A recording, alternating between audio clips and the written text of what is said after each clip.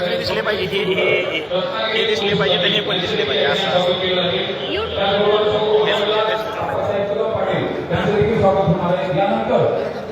काल्याचा अभंग होईल, त्यानंतर आरती होईल आणि नंतर मान्यवर मंडळी बोलतील.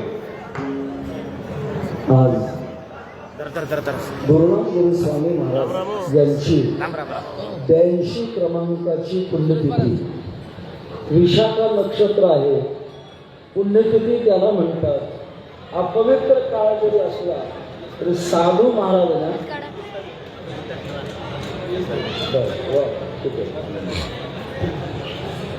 तरी परंतु साधू ज्या दिवशी देह ठेवतात ती तिथी पुण्यवान होते, म्हणून तिला पुण्यतिथी म्हणतात.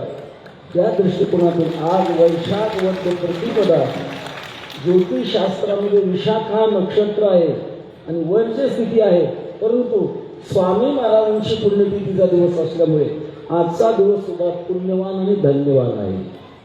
आज काल्याची चिंतन सेवा खूप वेळ झाला आहे, समाज मोठा आहे, दृष्टिकोनातून आवरत असताना शेवटचं एक या बाबतीमध्ये मी माझी भावना प्रकट करतो. आज त्रिवेणी संगम झालेला आहे. संघर्ष, सत्ता आणि सत्य या तीन गोष्टीचं एकत्रीकरण झाले. संघर्षातून सत्ता, सत्तेतून सत्य. जेव्हा सत्य सत्ता एकत्र येते तेव्हा रामराज्य निर्माण व्हायला वेळ लागत नाही.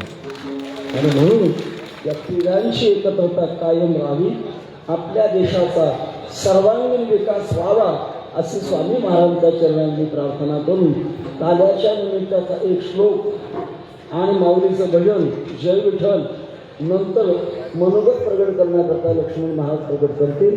तेव्हा काल्याच्या चिंतनातला श्लोक असा आहे. आलोले वगिरी वगर्भ जनम गोपी वर्धनम माया पूतन जीविता प्रहरणम गोवर्धन धारणम